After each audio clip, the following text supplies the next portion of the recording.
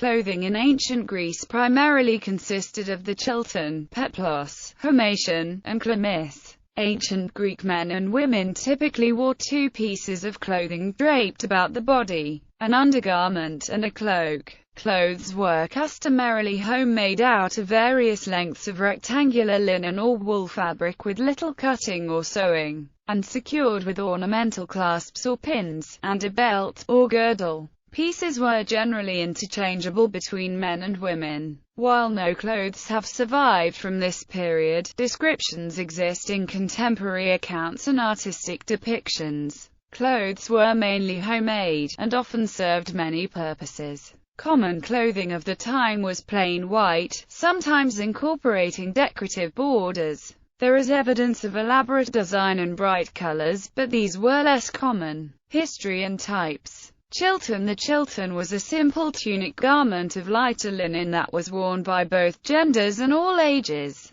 It consisted of a wide, rectangular tube of material secured along the shoulders and upper arms by a series of fasteners. Chittons typically fell to the ankles of the wearer, but shorter chittons were sometimes worn during vigorous activities by athletes, warriors or slaves. Oftentimes excess fabric would be pulled over a girdle, or belt, which was fastened around the waist. To deal with the bulk, sometimes a strap, or anamashlister was worn around the neck, brought under the armpits, crossed in the back and tied in the front. A hermation, or cloak, could be worn over top of the Chilton. Peplos. A predecessor to the hermation, the peplos was a square piece of cloth that was originally worn over the Chilton. The top third of the cloth was folded over and pinned at both shoulders, leaving the cloth open down one side. Sometimes the peplos was worn alone as an alternative for a Chilton. As with the Chilton, oftentimes a girdle or belt would be used to fasten the folds at the waist.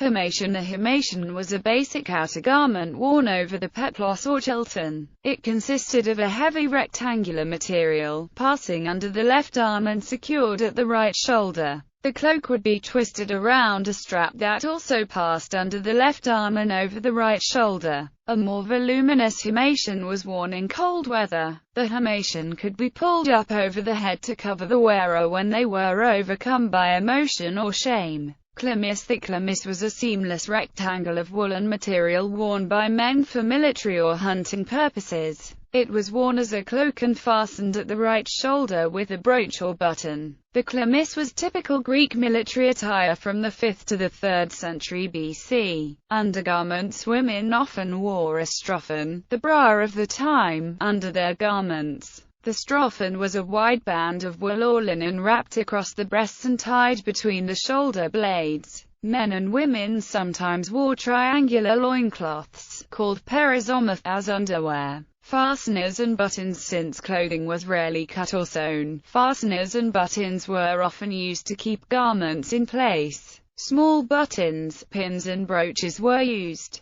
Large pins, called perone, were worn at the shoulders, facing down, to hold the Chilton or peplos in place. Footwear. Women and men typically wore sandals, slippers, soft shoes, or boots. At home they usually went barefoot.